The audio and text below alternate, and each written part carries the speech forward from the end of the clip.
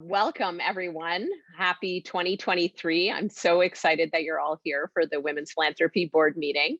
And I hope everyone brought a favorite recipe to share. We have a lot to cover today, so we're going to jump right in. First, I'd like to update you on the 2023 UJA annual campaign and the changing landscape for fundraising. So to date, our Federation's annual campaign has raised more than $11 million. It's still our goal to raise over $21 million to meet the needs of our community. However, we're facing a challenging campaign year and are currently projecting a down campaign. It's important to know that what we are seeing in our annual campaign is not unique just to us here in Greater Metro West. It's reflective of national trends among other federations and other nonprofits. With our Federation's 100th birthday and centennial upon us, we are applying what we've learned. So here are a few trends that we are experiencing. Number one, donors expect and deserve personal outreach.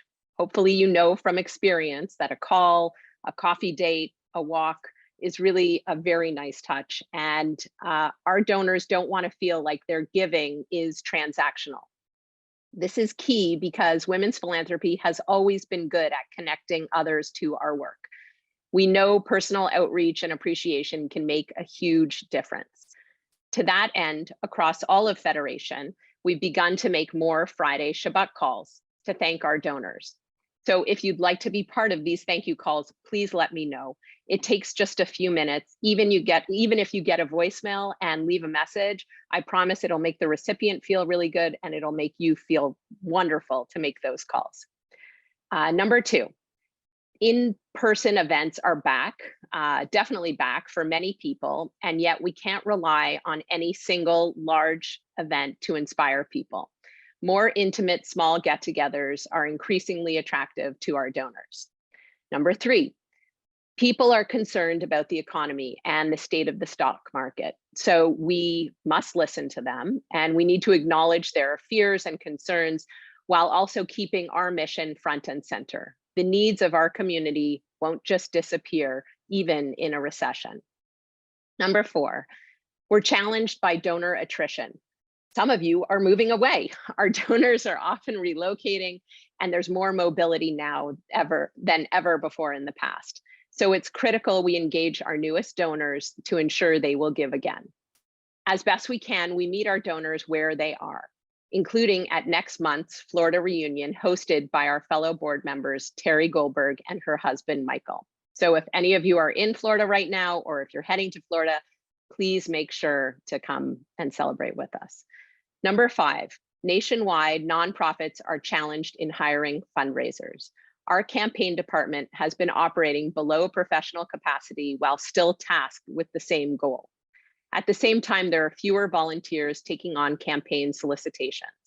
If you have a half hour or if you have an hour to come and help make campaign calls, please let me know. We will sit next to you, hold your hand, give you training one-on-one to make sure that you feel comfortable. It's incredibly rewarding. And if you were tempted by the Shabbat calls, please come and make campaign calls. You will not imagine how incredible you'll feel when you get a donation. So within this landscape, there are significant bright spots. Women's philanthropy is collaborating in new ways with other parts of the campaign department. A few recent examples. We help strategize on a networking event for professional women, as well as the Young Women's Mission to Paris. And these aren't just evenings out or trips to Europe, they're real strategies with the same goal, to welcome and connect people so that more people will learn about and support our Federation. Another bright spot, support of our endowments and donor advised funds, also called DAFs. It is increasing nationally and we are benefiting. As more donors commit to planned gifts in honor of our Federation centennial, they are often committing to multi-year UJA pledges too. Thank you to those of you who have done these things. These gifts ensure we will have a strong Jewish community for decades to come. I am so proud that we have entered into 2023 with more than 3/4 of you, the members of this board, having already made your own campaign gifts. I would welcome a personal conversation with those of you who are still considering your pledge for 2023. While it's important to see the challenges that the campaign is facing, the clock has not run out yet. It is only January, and we will not stop until the campaign year closes June 30th. There is something I could use your help on. I'd like to share a recent experience of mine and hear your thoughts. For the last few months and years, I've been trying to figure out personally how to engage close friends of mine who I love dearly, but who have no clue what I do with Federation, why it means so much to me, and actually what Federation does locally throughout our country and around the world. And up until this past fall, I really didn't know a way to engage them. But then there was the FBI credible threat that came in November against our Jewish institutions. And at the same time, there was a huge rise in anti-Semitism, which was already on the up climb. And a lot of anti-Semitism on college campuses. So with those things going on, I felt like it was the opportunity to bring in my friends who had real concerns and who were reaching out to me. When that credible threat came, I got tons of texts, and I felt like I was able to answer questions that my friends had because of the communication that I was getting through Federation. And similarly, with regards to anti-Semitism, I felt like there was a clear message that our Federation was putting out as to what we could do, what we are already doing, and what lies ahead in the future. It was also a good group because all of these individuals who are friends of ours, including us, have our first and eldest child heading off to college in the fall. So the notion of anti-Semitism on the college campus was really high in their minds. So we brought in Linda Scherzer and Zev Shurl, and they spoke about what our community is doing for anti-Semitism and security, two real issues that my group of friends actually felt very emotional about. It was a wonderful evening in my home. Greg and I, my husband, had a really nice time inviting these friends into our home. And it was a safe space where people could ask questions, share their fears and concerns, and create a community, which I think is really a wonderful outcome for an evening get together. A few days after this event, at the International Lion of Judah conference that I was attending, I heard an interesting panel that included Noah Tishby. Some of you may have heard her speak. She's an actress, an activist who's been outspoken about anti-Semitism. The message was we shouldn't wait around for celebrities and so-called influencers to speak for us, that instead we are each micro-influencers and we have our own networks or book clubs or yoga classes or friend groups, and we can be influencers among these small groups. Noah said, this is the one thing that actually works, people-to-people outreach. So I've started with our vice presidents and asked them to help me run with this concept. They're thinking about hosting their own hyper-local gatherings. They'll pick an area of Federation's work that may resonate within their circles and bring in an appropriate speaker. We also saw this idea work a few weeks ago, which made me incredibly happy and proud. One of the participants from the Paris mission was incredibly inspired after meeting a French Holocaust survivor on the trip. So she invited 45 friends to her home in Livingston. These are people who were new to Federation, just like my friends were. And she invited them into her home to meet a local Holocaust survivor who was served by our Federation. And these women turned out for one simple reason, because their friend asked them to. So now I'd like to hear from you. You can unmute, and what are the burning issues that would bring in your friends? What would be the issue that they are concerned about that might get them into your living room? I know we've been talking with some people about potentially having a small group, either I would host or somebody else would host, but talking about security. There's a lot of people, you know, with it goes with your anti-Semitism, but the threats where people couldn't send their kids to preschool and debated, you know, is it safe to send them to Hebrew school, to preschool? And I know that is going to, you know, that's definitely a hot topic for a lot of people. Very true. Thanks, Robin.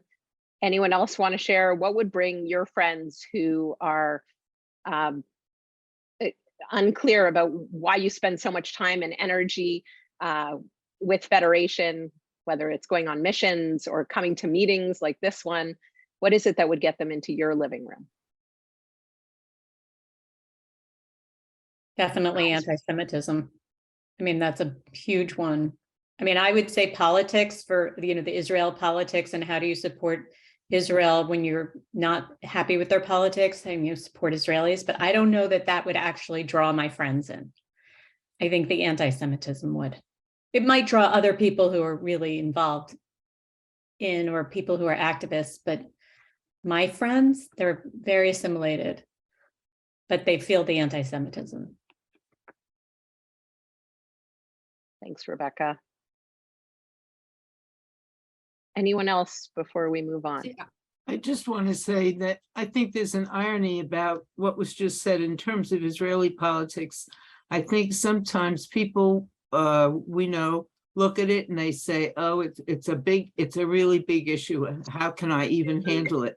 But if there was a way to get them together and have somebody speak who can bring it down to a level where we understand it more clearly and understand what, if anything, can be done about it and how the Israelis feel about it, that I think would be very helpful, because otherwise I think people are overwhelmed by the size of what they see it as. Poor English, but pardon me. I think we need that. So I actually think that a discussion about what's the role of American Judaism versus, or American Jews versus Israelis is, not versus, but in relationship to Israeli society is something that I could get people to come out for. People want to know how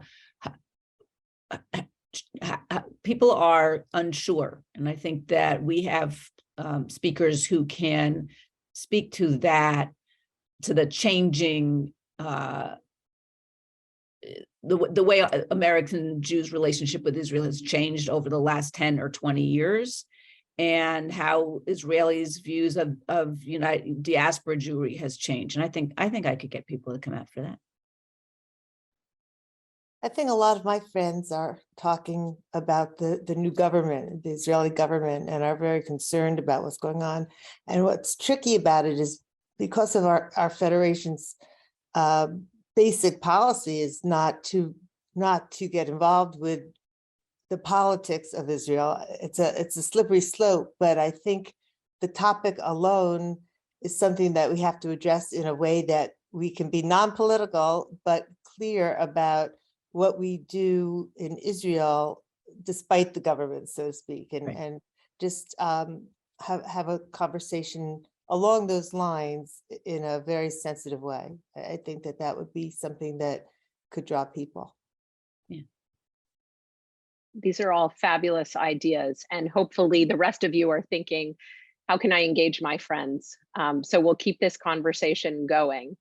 But moving on in our meeting, thank you all for sharing your thoughts. As leaders of women's philanthropy, we're all ambassadors for the important work of our federation. And we want you to understand the critical issues facing our community. So today we've invited Dov Ben-Shimon, our federation's Executive Vice President and CEO, to share some thoughts.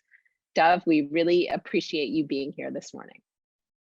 Thank you, Deb. Hello, everybody. And thank you for inviting me.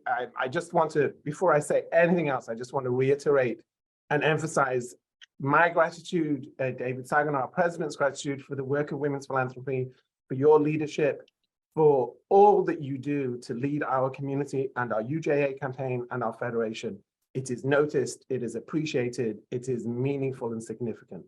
I was grateful just to hear some of the comments that were made, and I think I've got about 15 to 20 minutes. I had a lot of caffeine, so I'm on a roll, and I'm going to try and tackle some of these issues that you raised. Bearing in mind, I was not hired for my IT skills. I'm hoping that you can now see a good chunk of my screen. Good. All right. So let's see if we can. I want to share a couple of slides, photos, maps, and talk about some of the big picture issues that we're dealing with today. Slideshow from beginning. How's that look? All right, that looks like a nice white screen. Here is our community. I just want to make sure we're all talking about the same thing when we talk about Greater Metro West today. It's a density map from the community study that we did about 2 years ago with Brandeis University. It came out last year. If you haven't seen it, it's packaged very attractively in about 9 separate reports. You can go to our federation's website, or you can contact Diane or me or any of us, and we can send you the links to give you a really good understanding of the demographics, the backgrounds, the migrations, the economics of a community as wide and dispersed as we are, with about 160,000 people living in Jewish homes. You can see where the densities are in Essex and Union counties. You can see essentially the triangles of migration around Plainfield, Elizabeth, and Newark. You can see the lines of transportation that get more stretched for social services the further west you go into Morris and Sussex County. And you can understand and extrapolate what those lacks of density mean in terms of providing cultural and social services in Sussex or Morris, for example, as opposed to Essex and Union. Suffice it to say that wherever there are Jews, it's the responsibility of us as a Jewish community and as a Jewish federation to make sure that everybody has access to Jewish services. One of the areas we're looking at right now is where are people finding challenges, for example, with kosher meals on wheels? How well are we providing the service, and how are we leveraging the work that our Jewish Community Relations Council is advocating and lobbying with Essex County, in specific case of kosher meals on wheels, but also statewide and federal for different funding for social services. The community study essentially helped us to focus on 5 main issues. Many of you have seen these areas before. I just want to note with gratitude the chairs and all of you, and I see some of you on the Zoom today, who took part in these committees, these task forces, that helped us think through the nature of a growing and changing community. We are a growing community. We have a lot of people that move in here in their mid-30s from places like Manhattan. Maybe they'll spend a year in Hoboken, but they come here. This is a great place to live. And we were blessed with the cooperation of our Jewish Community Foundation to have raised money separately for some of the positions that came out of these task forces, that came out of the community study. We already have our first professional who is working on connecting and valuing previously disconnected, alienated, and disengaged populations that have moved into our community, especially LGBTQIA plus families, interfaith families, Jews of color families, and so on and so forth. We've done a great job at alienating these people in the community, so now maybe it's time to try a different strategy. So I'm very proud that we've already hired, and we are hiring up in welcoming and connecting and valuing people. As you can see, we have 17% Jewish poverty. That's actually a low number for North American Jewry, but it's still high. And I think that will probably be the next thing that we'll look at in terms of leadership. How do we bring together the social service agencies and the platforms? Those of you that are familiar with ABLE or CARES know what Federation's approach has been to build structures and platforms by bringing in social service agencies and synagogues together. I believe that Jewish poverty is an issue that we need to tackle. I know that our leadership feels the same way as well. So that's in a very quick nutshell where we are in terms of implementing the Community Studies Task Force responses and where we think we're going to be heading from there. Just to give you a different kind of map, this is a map, this is probably an undercount. This is a map of the police departments with whom our Federation's Chief Security Officer is in contact with on a regular basis. There are about 65, depending on how you count, police departments. This doesn't count the sheriffs, and it doesn't count the county prosecutors, who are the main law enforcement professionals. It certainly doesn't count state and federal law enforcement, with whom we have very strong relationships. And those of you that are watching the news or heard from the agencies and synagogues that you may be involved with will know, on a regular basis, we have issues of concern. There was the credible threat in November. There was a Saudi individual last week who hijacked a school bus, and then drove it all around, and then they caught him. I am grateful for the nature of the relationship that we have with law enforcement in this community. The Federation's response is built on a proactive basis and a reactive basis. As you've probably seen, the reactive is based on the work of our chief security officer, on our community alert system, on an enhanced platform to work with federal and state law enforcement to build up barriers, buffers, and training. And then the proactive is to take that training to a whole new level of security consciousness in the community. There is a new initiative that we are working on to roll out to rabbis, to agency presidents and executives, to people who have institutional responsibilities in the communities, to make sure that on a monthly basis, they are aware of the challenges and the opportunities when we talk about security in this community. We'll be rolling that out probably in the next 2 months. We feel that there is a lot more for us to do. And in general, I would say our approach to security and anti-Semitism, which I'll do with in a moment, is that we have reached a higher level of community awareness than we have ever had before. That in and of itself is a very good thing. People are taking this much more seriously. The challenge of it is that we are much more aware of every single incident. There's a lot of swastikas in high schools. There's a lot of anti-Semitic graffiti. And listen, even when it's dumb kids acting foolishly, that's no excuse for dumb parents or dumb school inspectors to let them get away with it and not to have an educational initiative to tackle these issues. And that's one of the areas that we are trying to deal with responsibly by encouraging our neighbors with interethnic and interfaith coalitions, with outreach to local councils and county freeholders and assembly people to make sure that there is a proper and appropriate response, both in terms of law enforcement and education, to make sure that anti-Semitism and hate crimes are never acceptable.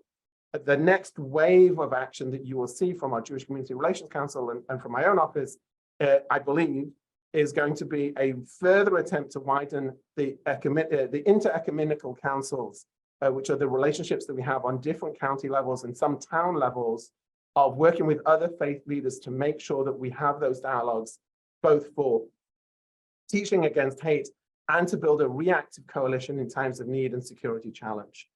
I do believe that we are stronger than we have been in terms of security for some time, but the challenge is great. And it is, as you probably have heard, and I'm sorry to focus on this, it is the lone wolf theory that makes us all concerned. It is one individual who could pose a threat.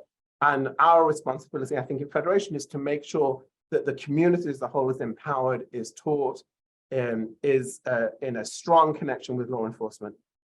In terms of just one more thing on anti-Semitism, in as much as it relates to the security issue, we're aware and we're tracking the challenges in some of the campuses in Greater Metro West. You should know there are 7 university campuses in Greater Metro West, Kane and Montclair State and Newark, Rutgers Newark. The challenge for us right now is in Rutgers Newark. I'm actually going there tomorrow to meet with the students to hear their challenges. In the confines of this Zoom, I will tell you there are challenges with the university administration. We are aware, we are working with them, we are working with local business leaders and academic leaders to make sure that the administration in Rutgers Newark is aware of some of the fears and challenges and worries that Jewish students on campus have. We felt that the next stage would be that I would meet with them. Linda Scherzer, who is our Jewish Community Relations Council Director, and I are meeting with them tomorrow. But we have had some disturbing reports of activities by far left students and aligned with Palestinian students, we don't know if they're Palestinian or not, who have been threatening Jewish students' right to free speech and to demonstrate and to articulate their needs. So more on that later. That is, I think, Rutgers Newark is, I think, the focal point for us as a Jewish community. And then we work with all the other federations in North America on university campuses of concern to make sure that the Jewish Federations of North America response through Israel Action Network, through trainings, through Right On for Israel, Stand Up for Israel, and other programs that we have here, equip every Jewish 17 and 18-year-old with the tools to get to campus and have the internal resilience and the sense of identity that allows them to respond appropriately when they feel intimidated or threatened or coerced, not just to go to law enforcement or university administrations, but have the sense of pride and the ability to answer things that aren't true about Jewish community or Israel. And that's, I think, one of the priorities that we have too. Let me spend 2-3 minutes about Ukraine. I think some of you know I'm heading to Moldova over here on Sunday with Gary Adickman and a small group from some North American Jewish federations. I used to say that Moldova is a landlocked country. Apparently I was wrong.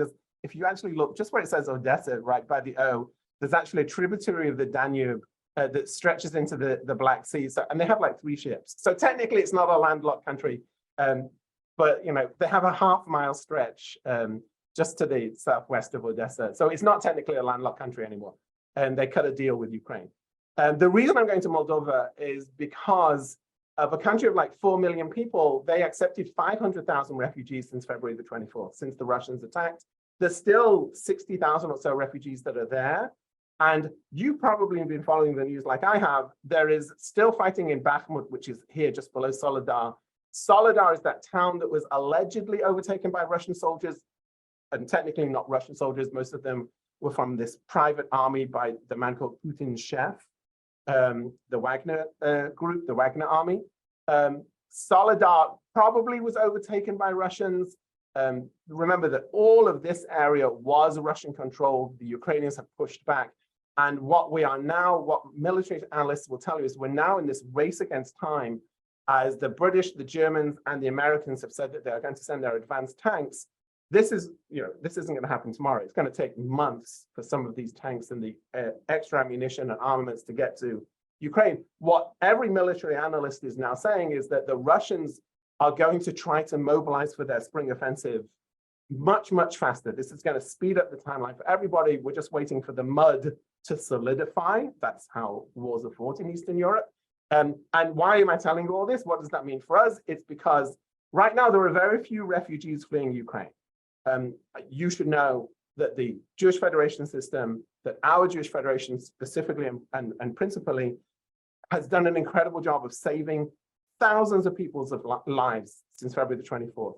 I have no doubt that as soon as a spring offensive starts, and chances are it will, we will once again be called to make sure that there is an American Jewish response through our colleagues and partners on the ground, especially with the Joint and the Jewish Agency, to make sure there is a response, especially if this offensive is going to be in the south, around Lugansk and Donetsk, around here, the shaded area.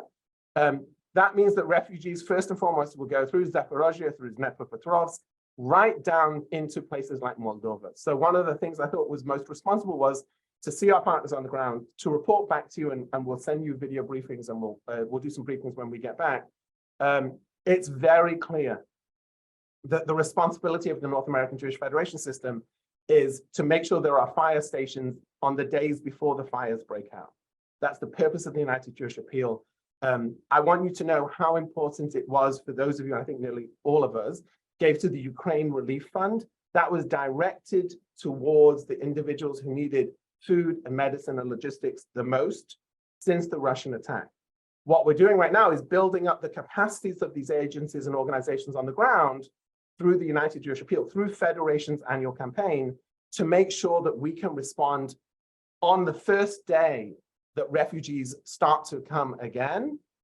And then we'll figure out the relief funds and the emergency campaigns and so on and so forth. So I just want you to know that the work continues. There are some incredible people on the ground. I'm so deeply proud of them. And I'm deeply proud of you and us for allowing us to get to this position in which there is this Jewish response. Some of you may remember David and I were in Poland at the Ukrainian border in March, so like 2 or 3 weeks after the fighting broke out. And we saw the American Jewish response there. These are funds supplied, just so we were very clear, like when we get to the next round of refugees coming, don't donate this stuff, right? It's not helpful to send coats and toys and books and diapers. We need the money so that we can buy things on the ground that are appropriate for the circumstances and for the weather. This is stockpiled from purchases that were made in the field. But the refugee story is one that is just going to carry on. By the way, all the men that you see here are Polish military and police. This was women and children who were the evacuees from Ukraine, as opposed to Russia, which is primarily Russian men.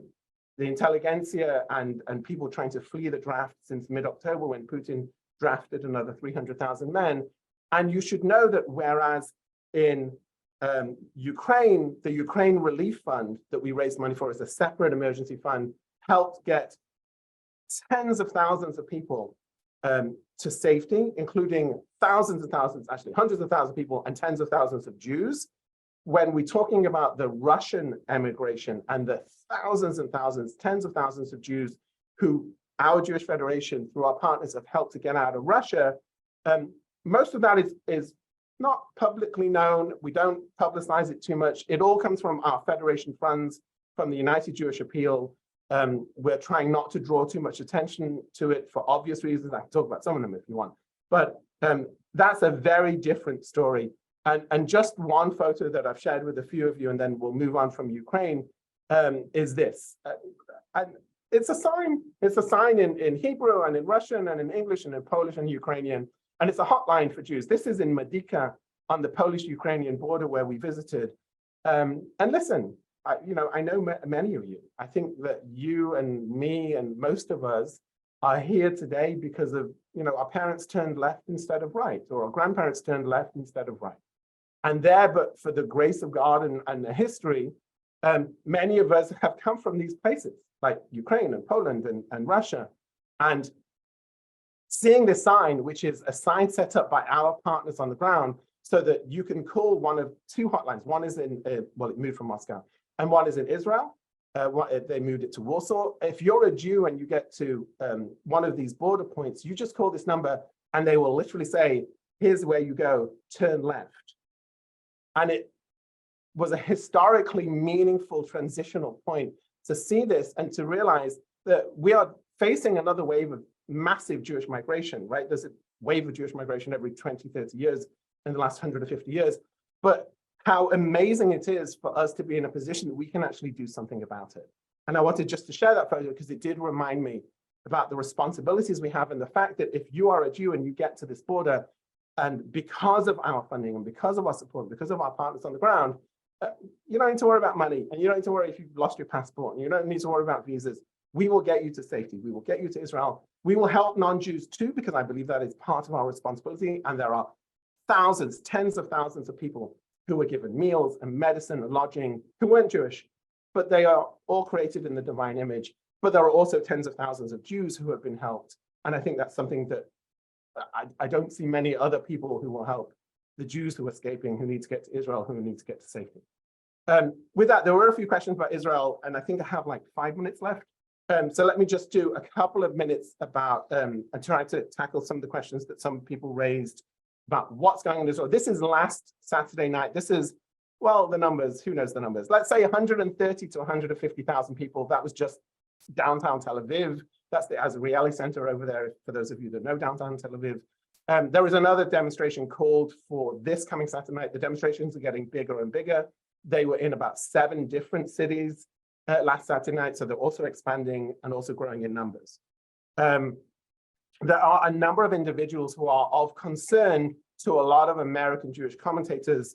The one that I think is most interesting is actually one that a lot of American Jews don't know about. He's the one, well, it's kind of a fist bump, kind of a handshake. That's Yariv Levin, who is the justice minister.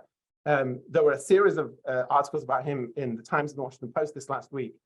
He is leading the judicial revolution in Prime Minister Netanyahu's coalition, which essentially is an attempt to remove some of the rights of the Supreme Court and give them to a Knesset majority. There are 120 seats in the parliament.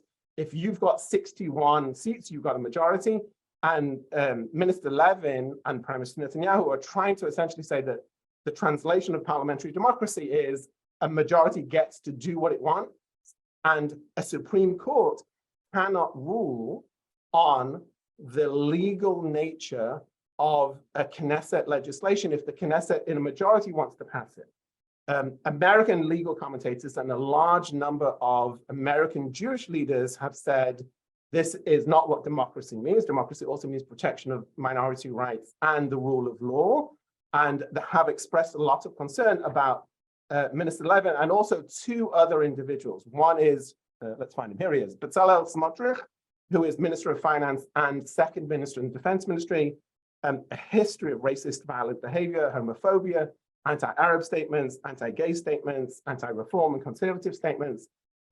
Itamar Ben-Gvir. Here he is over here between Derry and the defense minister. Itamar Ben-Gvir is Minister of National Security, a history of Kahanist affiliation, violent threats, called for the expulsion of Arab citizens of Israel who are disloyal. There's another minister, he's a deputy minister called Avi Maoz, who sits in the prime minister's office, who's calling for canceling LGBTQ rights, a ban on pride parades, legalizing conversion therapy, changing the law of return to only allow halachic, by Orthodox definitions, halachic Jews to make aliyah. There's a lot of pressure. Here, I can just cancel this now. There's a lot of pressure on the Israeli political system to adapt to this. And I'll give you 3 thoughts from what we're hearing from our partners on the ground. And I think this ties directly into what Paula was saying. Firstly, this is a coalition that is immensely pressurable. The word in Hebrew is lachitz, from lachatz, which means pressure. We've had 4 or 5, depending on how you count, cases in the last 2 weeks of the government saying it was going to do something and then immediately backing down when there was forced pressure on them. One was Aryeh Deri and Shas, who was told by the Supreme Court that he was not upholding his plea agreement on 2 previous charges of bribery and corruption. Shas and Prime Minister Netanyahu said, you know, we're going to support him. And when the Supreme Court said he's legally not allowed to take the job, they immediately pulled back and said, okay, he can't take the job. There was an attempt by the culture minister, Miki Zohar, the other day to cancel cultural events that are held throughout Israel, immensely popular, massively subsidized, a great meeting point for Orthodox and Reform, Orthodox and non-Orthodox Jews. There was a massive pressure on the government and on specifically Prime Minister Netanyahu. And Netanyahu turned around 2 days ago and said, yeah, none of that's going to happen. We're going to cancel it all. We're not going to touch Shabbat Yisraeli, the Israeli Shabbat program, none of that. There was when Bezalel Smotrich complained about an illegal settlement being evacuated, the defense minister just ignored him. When Ben-Gvir said that he was going to put border police on heightened alert because of the threats of another intifada, the IDF chief of staff and the chief of staff command said, well, all right, we'll put the border police in the Golan Heights and the Galilee and the Negev away from the West Bank so that they can't actually be in these positions. There are a lot of examples with LGBTQ and civil society organizations that are pushing back on this Avi Maoz deputy minister, who is saying that he wants to redefine additional units in the education ministry curriculum, which were transferred to him, so that there would be no mention of LGBTQ rights, there would be no pluralism, there would be no what he calls foreign influences. Everything would be by his Orthodox halachic definition. 50 local authorities have already said then they're just going to disconnect from that curriculum and they'll pay for their own. So area number 1 is there's a lot of change. This is not a monolithic story of a single fight and a single entity that is moving in one direction. Israeli political commentators have this other theory. It's called the Kosem theory. In Hebrew, that means the magician theory. That is usually the nickname that Prime Minister Netanyahu has in political circles. Those of you who are old hands in Israel politics will know the term "yeh beseder," right? It's all going to be okay. It's going to be fine. Don't worry. I hate it when people do that. But it's like there's a lot of Israeli commentators who say, if there is one person who can navigate all of this, it's probably Netanyahu, which has an element of truth to it. I will tell you, from the perspective of the American Jewish Federations, and certainly from our federation's perspective, and we've had a lot of discussions about this over the past few weeks, on areas that are of concern for us, because we have values and we stand for them, it's always been clear for us that quiet, determined, behind-the-scenes pressure and conversations are always more effective than loud shouting, flag waving on the streets. It doesn't help anyone. There are conversations that are ongoing. We don't publicize all of them, but we have values and we believe in certain American Jewish values and we want to promote them. Pluralism, diversity, tolerance, shared society. That leads you, I think, to the second conversation, which is our actions are really our statements. We are a federation that invests significant funds and leveraged connections into promoting a vision of a shared society in Israel that is pluralistic and tolerant, that reflects the kind of society that we have here. A couple of months ago, I was at a meeting of 60 different nonprofits and government agencies, local governments, not national government. We don't deal with the national government, including Orthodox, Reform, Conservative representatives who sit together. That's not actually a big deal for us in New Jersey. It is a very surprising thing to see in Israel, but it's not when you work with federations like ours. So I think that I'll make this the penultimate point and then I'll start to wrap up. One of the main areas that we can actually be part of this conversation is to promote our partners on the ground. And our partners on the ground, and most of you, I know most of you, know who these people are. They do not want us to disconnect, and disconnecting because our values may be differently aligned on some of these issues. That's not who we are. That's not what we do. This is the time for us actually to engage further in Israel, to build these coalitions and to work in collaboration with our partners on the ground who need us now. And with that, I think I've talked way too long, and I'm happy to take any questions or not. Thank you, Dov. Thank you so much. You've taught us a great deal. I have 3 Spitfire questions for you, and we're going to answer them as quickly as possible, but they're all very important and have been put in the chat. The first has to do with anti-Semitism and whether our federation cooperates with the ADL. Yeah, we do. We have 2 levels of cooperation with the ADL. One is we have a private network of the execs of the large Jewish federations. It doesn't include Southern, they do Philadelphia, but Heart of New Jersey, Northern New Jersey, Somerset, Huntington and Warren, and us, the execs of the federations and our JCRCs, together with our state liaison, work with AJC and ADL on the reactive response on anti-Semitism. We make sure that we are all aligned. You may have noticed that there's some shared statements that we've made, which we think is an effective way. We work on lobbying and advocacy together, and we're looking at different ways to approach the school system. The school system is the challenge for us. On the national level, there's great coordination with Jewish Federations of North America. And look, we also share a lot of leadership, right? A lot of you guys are involved with other Jewish organizations. That's, I think, the pride of a pluralistic Jewish community, is that you don't do just federation, you do like ADL and AJC and APAC and J Street and JNF and whatever it's going to be. So yes, there's a lot of collaboration and cooperation, and we're respectful of the fact that they have their own agenda and they have their own mission. And there is a group that I meet with called the Friendlies. They are not partner agencies or beneficiary agencies of the federation, but they are all those other agencies, and we coordinate with them, and they meet at my house.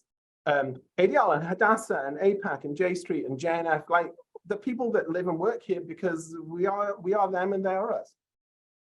I have 2 more questions, but you have to promise to keep your answer to 1 minute or less. Out of caffeine, sorry.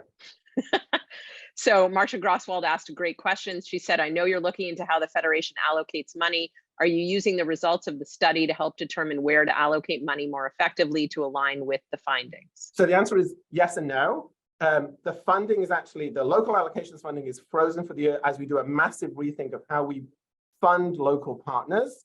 Global Connections, under Rebecca's chairmanship, is undergoing a rethink. There is money that we raised separately from just generous donors through our Jewish Community Foundation, specifically for the implementation of staffing and administration and logistics for the first 3 years for some of these positions from the task force. And then I think what will happen is, in a couple of years, we'll actually come up with success equations and real recommendations on changing funding. So the answer is yes, but not yet.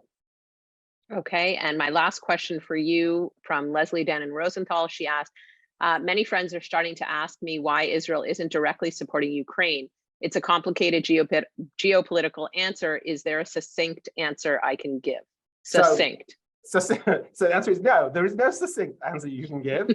I tried to tackle it, and I think most of you get the Federation exec email that I sent out on Friday. And if you don't, just tell Diane or me and we'll get it to you. We did actually try to tackle it last week.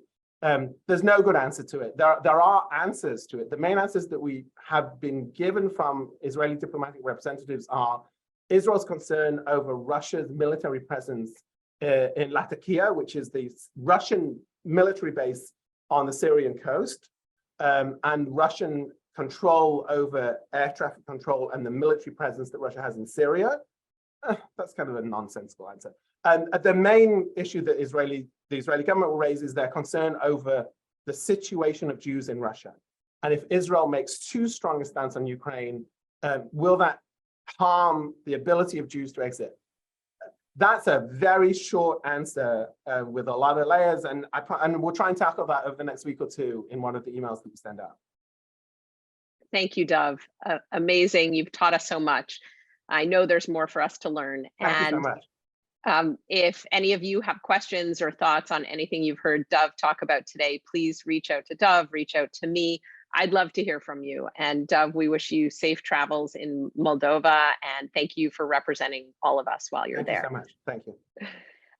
So moving on, we're fortunate to have 5 terrific vice presidents this year in women's philanthropy, and now we're going to hear from them and hear what they've been working on.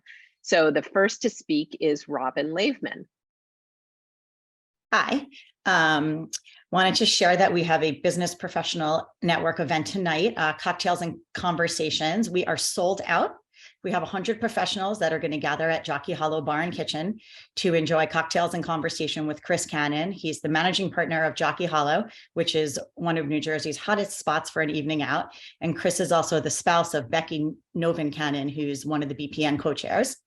We're going to have open bar and great networking opportunities. And we have a lot of professionals who are going to be joining us for the first time tonight, which is so exciting. I can't wait. In November, the VPs went to Jesby House. Jesby House is based in South Orange, and it's a nonprofit organization that supports adults with intellectual and developmental disabilities, and it's also a partner agency of our federation. This was the first Shabbat since the pandemic that they invited outside guests to join them, so we were extremely honored to be their first guests, and there were about 40 clients there. And we sang Shabbat songs, we lit the candles, we sat and talked with them. We brought homemade challah made by Deb and I think Diane, and they loved it. They were all very excited about the mission. They had just found out about the Centennial Mission, and a lot of them were thinking about going. So they had a lot of, the typical questions like, what's the food like? Who is my roommate going to be? How is the whole thing going to work? So we chatted a lot with them about that, which was really nice. And it was just a really fun and special evening. And that's it. Thank you. Thank you, Robin. It really was great to be there at Jesby House. Next, Abby Halpern. You have to unmute, Abby. So true. Okay, we had an incredibly successful event in October called Living Generously, a gathering for good that we had at the Crystal Plaza on October 20th. It was very beautiful, and we had 178 registrants. We were able to celebrate the recognition of Lori Klinghoffer as Greater Metro West recipient of the Kipnis Wilson Freeland Award, which is a lifetime achievement award given to women every 2 years on behalf of National Women's Philanthropy. It honors women of distinction from every federation globally and is given to those who embody the spirit and vision of the Lion of Judah through their commitments to tzedakah and tikkun olam. We were also able to celebrate the 50th anniversary of Lions of Judah. And we had a wonderful speaker, Juju Chang, who is a nationally renowned journalist and news correspondent. She was actually amazing. And at that event, we raised $245,000. We're happy to say that since the beginning of 2023, our UJA campaign year, we have 12 new Lions, totaling 430 Lions in Greater Metro West. And I am personally working on an initiative for Next Gen with my co-chair, Jeff Feinstein. It's called 100 for 100. And it's an initiative where we're collecting 50 couples, so 100 people, to secure legacy gifts in honor of our Federation's centennial. It's going beautifully so far. We have 27 confirmed couples with more than 3 million committed, and at least 6 additional couples are in communication with us, and we're hoping to close those gifts in the coming weeks. Lastly, we had an amazing turnout for the International Lion of Judah Conference in Scottsdale, Arizona. The conference was chaired by Nicole Levitt, so thank you so much for doing an amazing job on that. We had 36 women from Greater Metro West registered. Over 1,200 Lions from around the nation and the world were in participation. It was the first in-person conference in 3 years, and Lori Klinghoffer was recognized for the Kipnis Wilson Freeland Award. Peter Couric was the keynote speaker. Gabby Gifford also spoke, and there was an incredible array of fascinating and diverse speakers. Our own Rachel Braun-Shirl was one of the breakout speakers on female health. And that is a wrap from me. Thank you, Abby. That was great. Abby, I don't know if you mentioned, did you mention that you were on the Paris mission? I was on the Paris mission. It was amazing. I met some great new women, and we had just a really beautiful experience being able to travel in Paris, but through the Jewish lens was very special. And we've been talking about it with everyone who will listen. So we're hoping to have another mission just like that in the future. Fabulous. Thank you, Abby. Two of the VPs, Sherry Berman and Merle Lamarance, are unable to join us today. So our Senior Major Gifts Officer, Susan Ferber, will share some of what they have been working on. Thank you, Deb. Good morning, everybody. I have some really great news to share that we're going to kick off 2023 with. On Merle's behalf, I'm going to talk a little bit about FedEd 2023, which will be starting next Wednesday morning, February 1st, for a 6-week in-person program. So FedEd, as you remember, is formerly known as Berinsky, and it is our development and leadership program, and we focus on educating and engaging and connecting new women to our community and to Federation, and especially to each other. We have such an enthusiastic group of 13, mostly new women, and I think we filled up the spots in record time.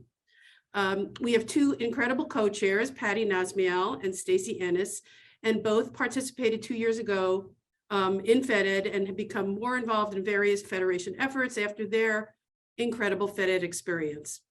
Merle, who's not here today, Merle Lamarance, is our VP who will be helping with the program and has already done an incredible job of connecting and recruiting for this program.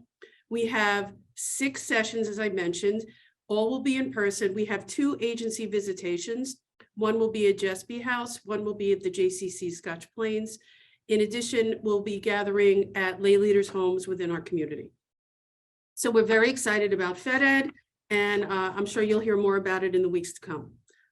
On Sherry Berman's behalf, before, just as Deb had spoken about having these parlor meetings at her home and other smaller gatherings, Sherry had discussed this with our women's philanthropy team. And we are finding now that these smaller gatherings and more personally curated events are working. And they're very well attended, and they are resonating with a lot of women and men in the community. So it was Sherry's idea months ago that we are attending a parlor meeting at her home in Westfield. She feels that there are a lot of her friends, as Deb had mentioned about her friends in the area, that Sherry has a lot of friends in her and acquaintances in her community who are really interested and concerned about the topic of anti-Semitism and security, as we all had discussed earlier. And these women are not really connected to Federation. So we're going, the timing is still TBD, but we're going to focus on Federation's efforts in combating anti-Semitism and updating participants on security efforts in our communities. We will have Linda Scherzer, our director of JCRC, and Bob Wilson, our chief security officer, speak in some sort of a moderated forum. Sherry, we anticipate at least 20, 30 women in the Westfield Scotch Plains community and extended area would be able to attend. That's what we're anticipating. So it's going to be a similar format to what was done at Deb's Jacobs home. And we feel it's a great opportunity to engage lots of new women in that Westfield Scotch Plains region. So more to come on that. Fabulous. Thank you so much, Susan. Dory Eisenstein is one of the vice presidents. She's not on the Zoom yet because she's working this morning, but she is going to join us in a little bit. So we're going to hop around and talk about the Centennial Mission next. Thank you so much to each of the VPs and to Susan for sharing all the great work that they've been doing over the last 6 months. My husband Greg and I are so excited to be heading to Israel on the Centennial Mission this July. And I understand that 36 women from this board will be joining us. So who's coming with us? If you can give me some jazz hands, we can see who's already signed up. Oh my gosh, like all the squares are moving. I love it. Some of you, you don't have your pictures on, so we won't count that against you, but there's still time for those of you that were not jazz handing it to sign up. If you're interested, please come and join us. Or if you have friends that might be interested, please join us. Amy Balloon, our Chief Community Engagement Officer, is here to give an update on this historic mega mission and the strategies behind us. Oh, behind it, sorry. Good morning, everybody. It's great to be here. Thank you for having me. This is really my most favorite thing to talk about these days, so it is a great way to start the day. Claudia, if we can put up the slides, that would be great, or whoever's running the deck. I'm sorry if I had the wrong name. So it was great to see all of the hands in the air in the Zoom room, but I want to give you a little bit of demographic information about who's coming with us. So let me see where these slides are. But I will start with just a little bit of background in that the numbers that I'm about to share are actually pleasantly surprising in lots of ways, being primarily that we had made some assumptions about who would be joining us on this mission, and our assumptions have been turned on their head, but in a very positive way. So let me just add, Claudia, Sophia, are we good with the slides? We're not good with the slides? I'm sorry, we thought that Amy, you're doing it yourself, so that. Oh, well then, hold one, give me a minute. All right, are we up there? All right, so let me just change my position here. Sorry about that, Amy. We have them as backup, but That's all right, no problem. go right ahead. Let me change my view. There we go. All right, so this is who's, in addition to all of you who are joining us, this is the breakdown of the demographics. We have 28 members of the Federation Board of Trustees, 36 members of the Women's Philanthropy Board, so well done, ladies. We have 69 people who came with us on the 2018 community mission. We have 72 registrants who are under the age of 50. This is an exciting number for us because I think that number on our 2018 mission was like 3. And so the fact that we did this over the summer was a key strategy to hopefully engage some people who are not necessarily available to us during an academic year. We have 74 first-timers to Israel, people who have never been to Israel at all. And this last number at the bottom is the one that really blows us all away. We have 260 people who have never been on a Federation mission to Israel. So, and by the way, these numbers have changed and increased actually probably significantly since we ran this data last week. So when I talk to you again in a little bit, in a couple weeks time, these numbers will be even different. So what does that 260 number mean? It means we have the chance to really share the love with people who have never experienced our impact in Israel, have never really potentially had an immersive Federation experience. And so we're really excited about the potential that this provides us. Right now, our total number, including our professional staff, is about 330, 335. We had 2 new people register overnight, so I apologize that things continue to be in flux there. And as Deb mentioned, though, there is still room. So if this is something that you've been thinking about and haven't been sure of yet, now is a great time to consider it. Our buses have been made and distributed. And I'm also pleased to share that we actually only got 1 complaint, which means we did an outstanding job in how we thought about these buses and where we put everybody. So that felt like a big win too. But there is room. So if you're considering coming, now's the time. Give us a call. We could hopefully find a bus that is a great fit for you. So this is what we think about when we think about this mission. Why do we do mega missions? Why do we spend 18 months thinking and planning and deliberating with many of you as our tremendous partners? As I look through the Zoom, I see bus captains, I see leadership. So this is really a team sport here. So in addition to giving us the opportunity to celebrate our 100th and to celebrate 75 years of Israel, we see this as an opportunity to really engage participants in the work that we do here in the community, to connect us to our history and to tell the story of Federation in Greater Metro West in Israel. Israel will do its own work, but then we have our Federation layer on top that is a story we are proud to tell. We think this is an incredible way to give people an opportunity to give to Federation. This will be a wonderful way to launch our 2024 annual campaign. We also, in case you haven't heard, have something going on called the Centennial Campaign. This gives us an opportunity to plant the seeds there as well. And again, while you're living and breathing it, we think this is a very important time to be inspired and to translate that inspiration where appropriate to giving. And then this really becomes the launch pad for what we can do in the next year, in the next 5 years, in the next 10 years, in the next century, right? We are hoping to use this as a way to have people get connected and stay connected. We have an entire year of centennial engagement activities planned for when people return to New Jersey. So that gives us a great platform for follow-up engagement. So we feel very well positioned for this success.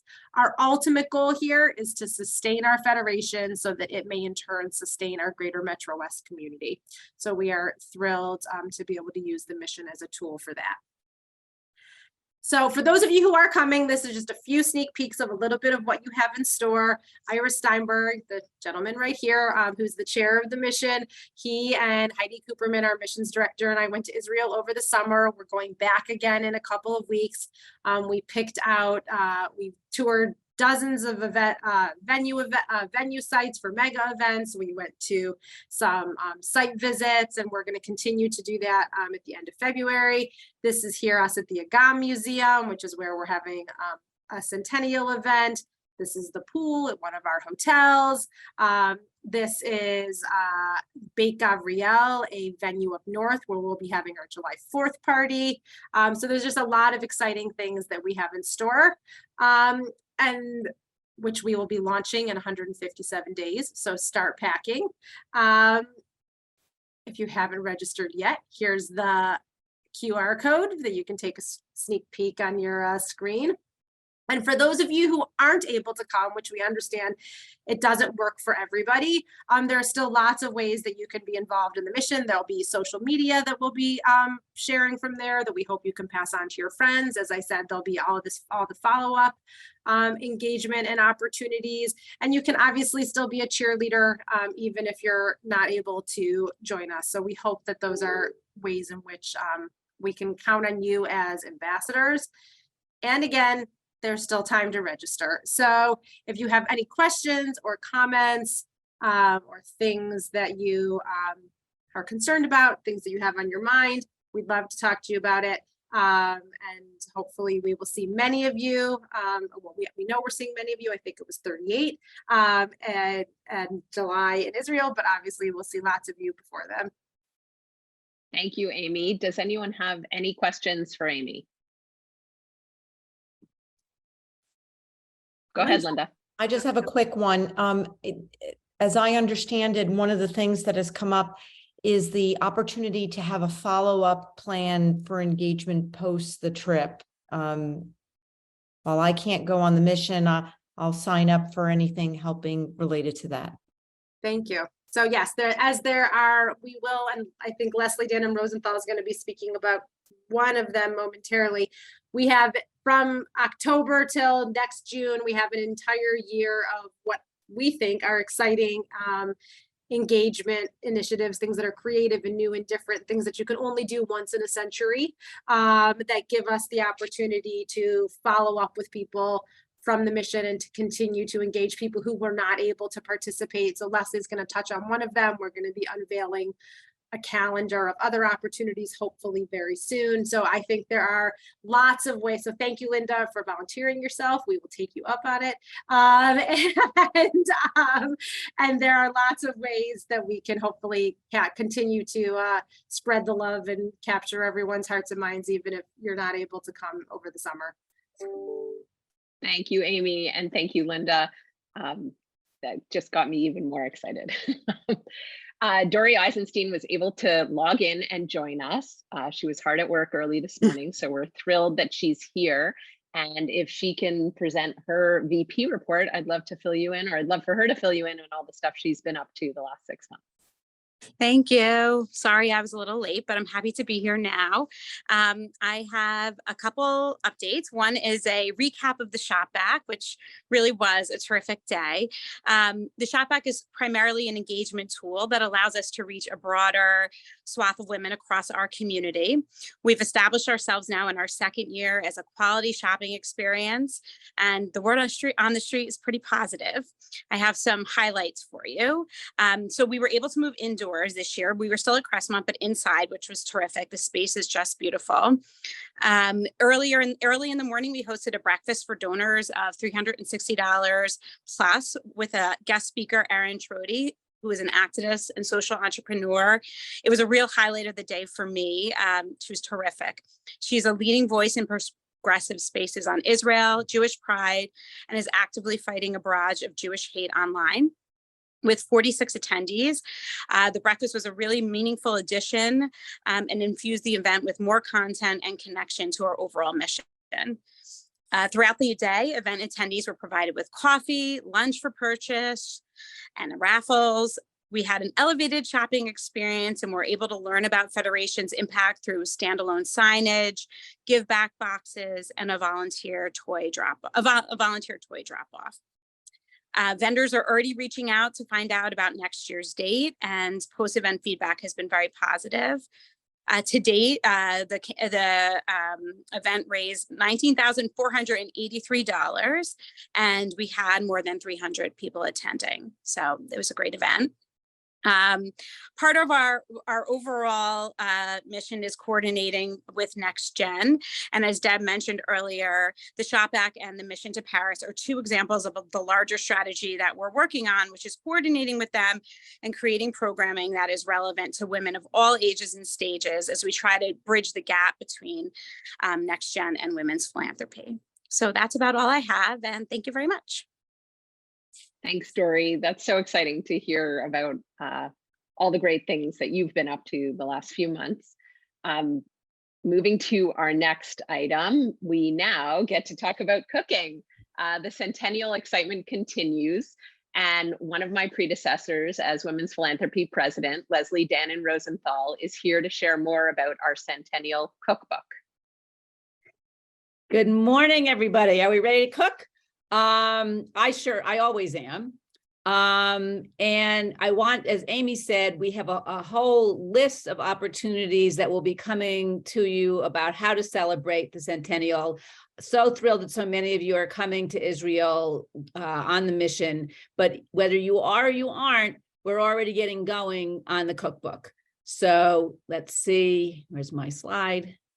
So before I start, I just want to say a huge thank you to my co-chair, Debbie Janoff, who's just had so many wonderful ideas, and to our entire committee. This is no small undertaking, and a huge, huge thank you to our partner in making this all happen, Jill Naddison. If you haven't had the chance to meet her yet, the next time we're together and Jill is there, please introduce yourself and say hello. I love working with Jill, and we're having a very good time on these opportunities. So next slide, please, Jill. Right, so our centennial activities are going to officially kick off on the mission on July 2nd, and we're going to run through the entire year through June 30, 2024. And the cookbook has started and will run almost all the way through that in terms of developing it. So we are doing a number of things with the cookbook. We are going to publish a hardcover book. It's going to be a beautiful we all know and still love all of those spiral bound sisterhood cookbooks that our mothers and our grandmothers have handed down to us, and some of us have worked on at our synagogues and our preschools. This is going to be a really special effort to have something that you're going to be proud to have on your shelves and also be able to cook from. We're also looking for stories, for history, for old photographs, current photographs. We're looking for everything literally from soup to nuts.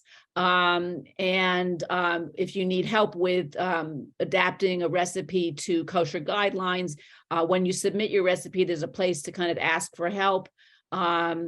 Everybody, this is not just for Federation people. We are looking for this, as with our entire centennial program, we're looking not just for the people we all know, but for people who could be new to Federation and what we do.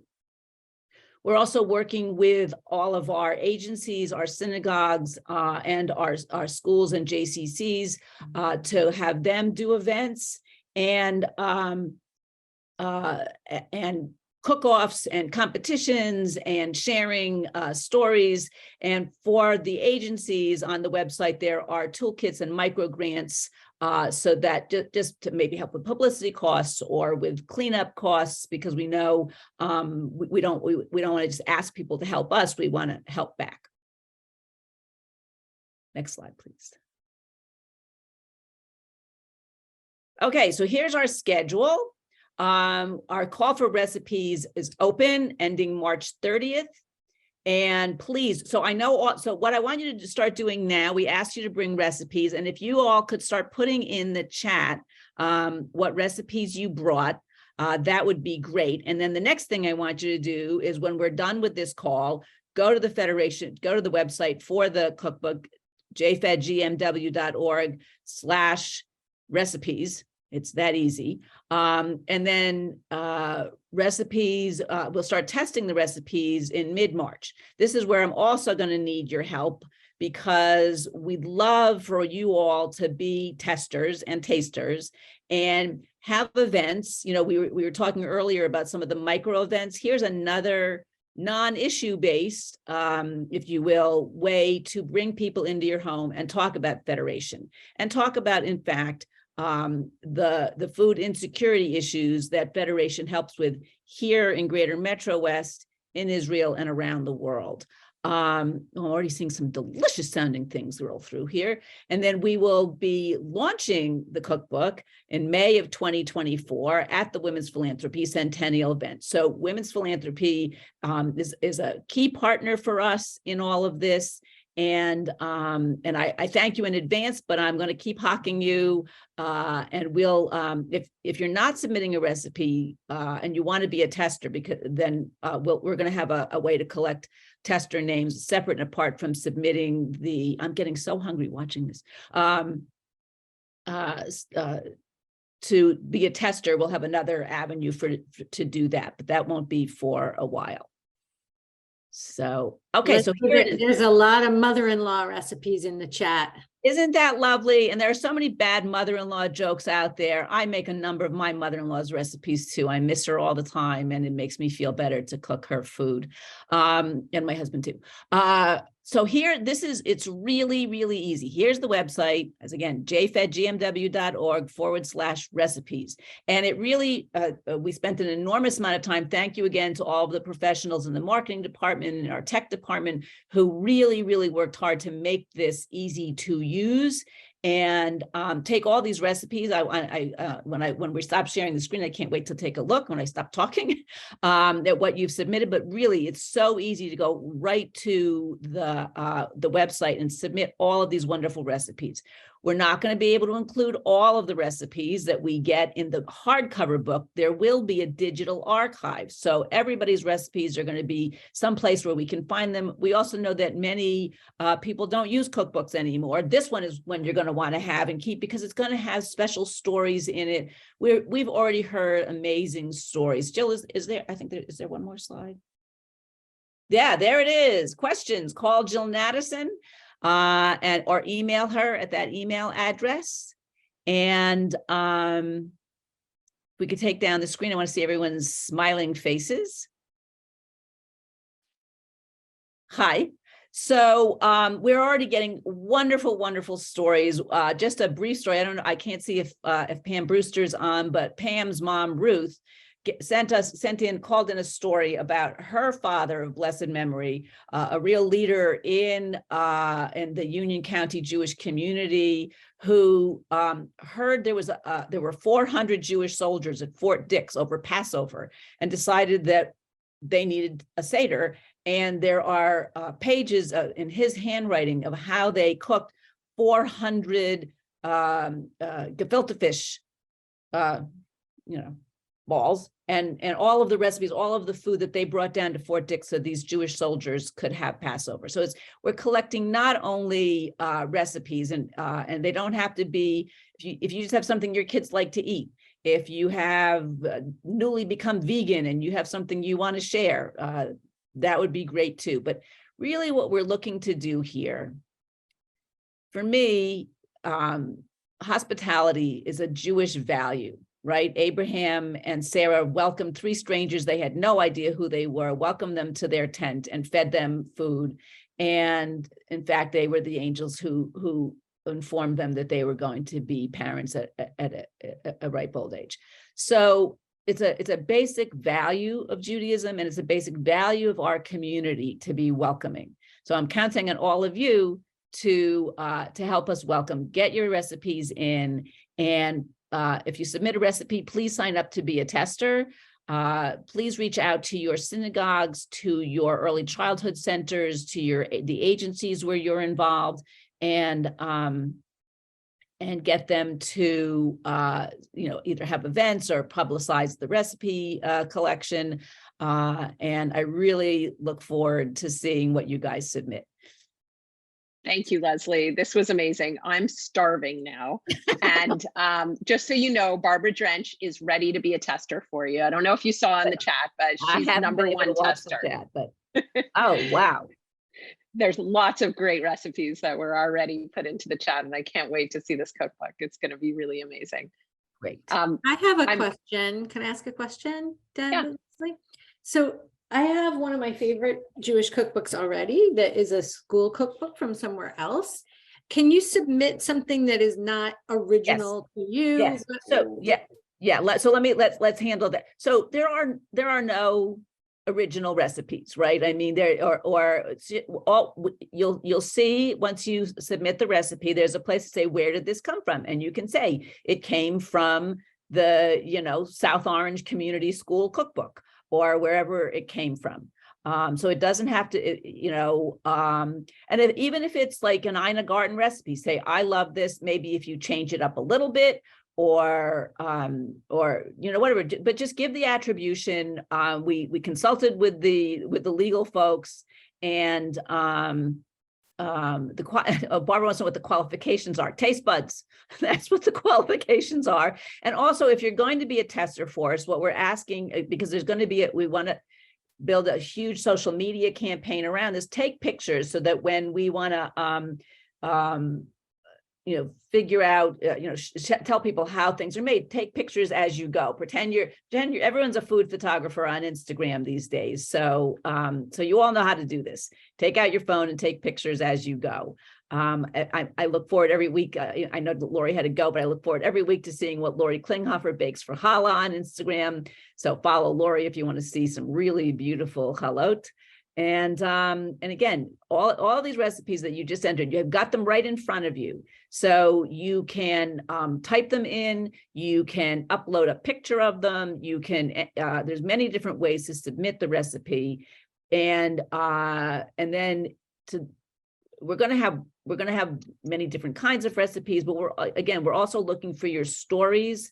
Please submit those. Janicia Kamens has already submitted a wonderful picture of her mother making her grandmother's recipe, Janicia's grandmother's recipe for mandlin, which I think are soup nuts. And yeah, it's a great way to build and grow and bring our community closer. Thank you, Leslie. I love Can I ask a quick question? Sure. Yeah. Leslie, first of all, this is going to be my absolute favorite cookbook. I can tell already.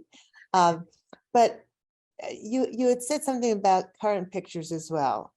Are you looking for not just pictures of the item itself, the cake, the whatever, but pictures of, for example, every Rosh Hashanah, my grandkids make noodle cook, make apple crisp with me. Are you looking for Yeah, pictures oh, like that, absolutely. like We're very grandkids? much looking for, we're very much looking for pictures, especially of grandparents cooking with grandchildren. There's gonna, we're gonna have kid-friendly recipes.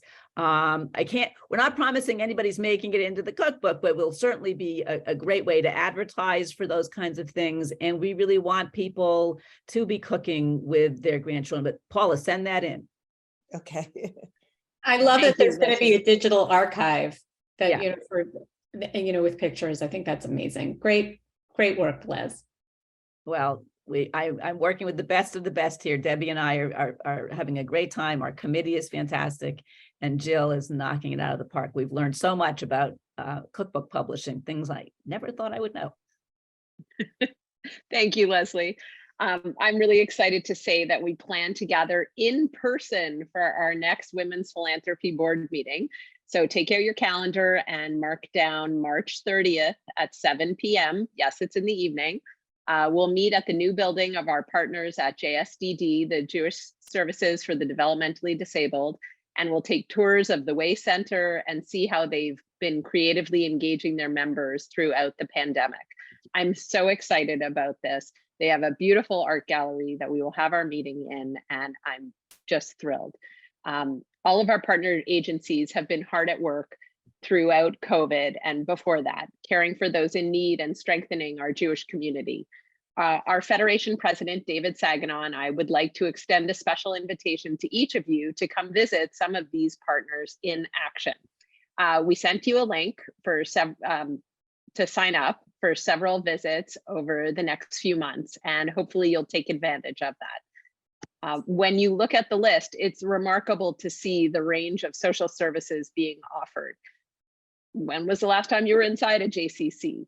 Have you ever wondered how the Hebrew Free Loan is able to offer financial assistance to community members? Or what sort of job training are they doing at Jewish Vocational Services? You will be able to get these questions answered. Now's your chance, and I hope you'll consider getting a firsthand look at what you have all made possible. One more upcoming event, Community Mitzvah Day. Please also mark down in your calendar, Sunday, March 19th. The day will include Passover food packing for clients of our partner agencies and other hands-on mitzvah projects. One mitzvah that is new this year will be volunteers will be needed to help photograph and document the many headstones at historic Jewish cemeteries in Newark. We will help preserve this important part of our history so that people around the world can trace their roots and find their relatives. Pretty incredible. Lastly, don't forget to submit your recipes for the cookbook. We can't wait to hear an update in a few months. And I just wanted to thank the incredible Women's Philanthropy professional staff. They work tirelessly to keep myself and the VPs running smoothly, to keep our meeting running smoothly, and really to help us to achieve all of the goals at Federation. So thank you very, very much. As I officially adjourn this meeting, I also ask you to please join us if you're free for a few minutes for some chit chat in our schmooze room, which is right here. So you can unmute, and the meeting is officially adjourned. Thank you.